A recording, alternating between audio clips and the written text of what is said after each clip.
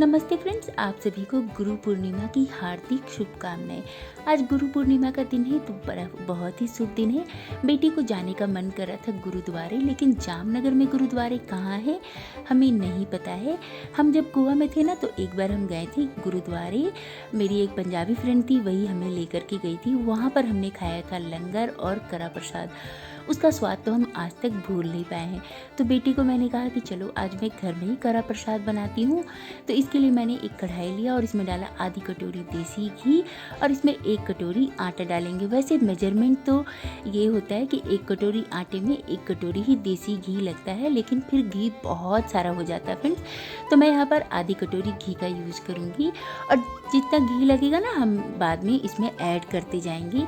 एक बार में पूरा घी मैं नहीं डालूंगी, तो धीमी धीमी आंच पर आटे को हमें भूनते रहना है। अब देखिए हल्का सा सूखा सूखा सा लग रहा है, तो मैं इसमें 1 चम्मच घी और डालूंगी। 1 चम्मच घी डाल करके हम इसे लो फ्लेम पर ही भूनेंगे। बस आपको इतना ध्यान रखना है कि हलवा बनाने के लिए ना आपको गैस की फ्लेम बिल्कुल लो रखनी है और लो फ्लेम पर ही धीमी आंच पर इसे भूनते रहना है। वैसे जो कड़ा प्रसाद होता है ना, उसका जो आटा होता है हल्का सा मोटा होता है। जैसे हम लोग बिहार में छठ पूजा के टाइम पर आटा पिसवाते हैं ना, गेहूँ हल्की सी मोटी ठेकुआ बनाने के लिए, बिल्कुल उसी तरह से कड़ा प्रसाद का भी आटा पिसवाया जाता है। लेकिन अब मेरे पास तो नॉर्मल आटा था तो मैं उसी से बना रही थी।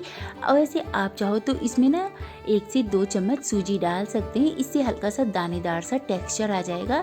लेकिन हम बिल्कुल सिंपल तरीके से हलवा बना रहे थे। तो साइड मैंने इसमें और 1 चम्मच देसी घी ऐड कर दिया और इसे धीमी धीमी आंच पर भूनते रहेंगे। जैसे जैसे आप भूनते जाएंगे ना आटे का कलर बिल्कुल चेंज हो जाता है। और देखिए चेंज होते होते ना अब आटा जो है वो घी सेपरेट करने लगा है। थोड़ी देर के बाद आप देखेंगे कि ना घी बहुत सारा सेपरेट होने लगता है और आटा एक जगह पर इकट्ठा होने लगता है। ये जो मेरी स्टील की कढ़ाई है ना बहुत ही पतली है, लेकिन देखिए फिर भी चिपक नहीं रहा है या फिर जल नहीं रहा है। तो मतलब आटा में घी एकदम परफेक्ट है। तो पूरा एक साथ घी आपको डालने की आवश्यकता बिल्कुल भी नहीं है। थोड़ा थोड़ा करके घी डालेंगे ना तब भी आपका हलवा बहुत अच्छा बनेगा। जितना रिक्वायरमेंट है आप उतना ही घी डालिए। अब मीठे के लिए मैंने इसमें डाला चीनी, तो 3/4 कटोरी मैंने इसमें चीनी डाला, यानी कि 1 कटोरी से थोड़ा सा कम।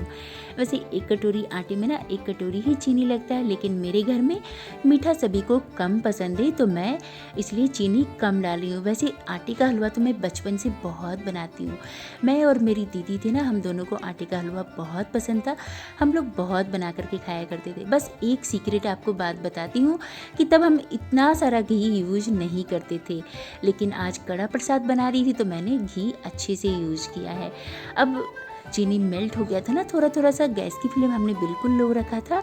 तो इसमें डालेंगे 2 कटोरी पानी और इसी टाइम पर हम इसे धीरे धीरे करके अच्छे से मिक्स करेंगे ताकि इसमें कोई भी लम्स या गांठें ना रहे, और धीमी आंच पर ही हम इसको पकाएंगे। थोड़ी देर में आप देखेंगे ना कि आटा बहुत अच्छे से पानी में घुल जाती है और एक जगह पर इकट्ठा भी होने लगती है। तो बचपन से ही आटे का हलवा मुझे बहुत पसंद है और मेरे बच्चों को भी बहुत पसंद है। तो आज मुझे इस हलवे को बनाते हुए ना मुझे अपनी दीदी की बहुत याद आ रही थी, क्योंकि हम दोनों साथ में ही मिल कर के बनाते थे और खाते थे। और मैं बहुत दिनों के बाद ये हलवा बना भी रही थी, तो उसकी याद मुझे बहुत ज़्यादा आ रही थी। खैर मेरे बच्चों को ये हलवा बहुत पसंद आया, उनको बहुत मज़ेदार लगी। बोले मम्मा बिल्कुल वैसा ही लग रहा है जैसे कड़ा प्रसाद हमने गोवा में खाया था गुरुद्वारे में। देखिए आटा ना अब अच्छे से मिक्स हो गया है और कढ़ाई भी छोड़ने लगा है। एकदम इसकी कंसिस्टेंसी बिल्कुल परफेक्ट होगी। तो धीरे धीरे आंच पर हम इसी तरह से इसे मिक्स करते जाएंगे और थोड़ी देर में आप देखेंगे ना कि जो हलवा है वो कढ़ाई को छोड़ देती है और हलवा बनकर के तैयार हो जाता है। इसका कलर जैसा आप वीडियो में देख रहे हैं ना बिल्कुल वैसा ही है। मैंने इसमें कोई भी कुछ भी ऐड नहीं किया है। हलवे का कलर बहुत अच्छा है फ्रेंड। और इस टाइम पर मेरी किचन में जो खुशबू है ना, मैं आपको बयान नहीं कर सकती कि कितनी अच्छी खुशबू आ रही है। धीमी धीमी आंच पर हमने जो आटे को भुना है ना इतना सारा देसी घी के साथ, तो जो किचन है ना बहुत अच्छी सी खुशबू आ रही है। ऐसा लग रहा है पता नहीं किचन में क्या ही बन रहा है मेरे। और जो ये घी है ना मेरे घर का घी है, मतलब कि मैं जो मलाई से घी बनाती हूँ ना वही वाला घी है। तो हलवा बहुत स्वादिष्ट लग रहा था। थोड़ा सा प्रसाद गिर गया था, अग्नि देवता को समर्पित कर दिया और उनको प्रणाम कर लिया। चलिए अब प्रसाद लगा लेते हैं और भगवान जी को भी अर्पण करते हैं। इसके बाद मैं सभी को प्रसाद दूंगी खाने के लिए।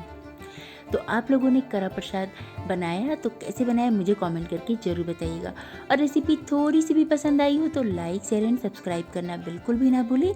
अपनी फैमिली और फ्रेंड्स के साथ तो शेयर कर दीजिएगा। और मिलते हैं फिर कल के ब्लॉग में, तब तक के लिए बाय बाय, टेक केयर और दिल से धन्यवाद।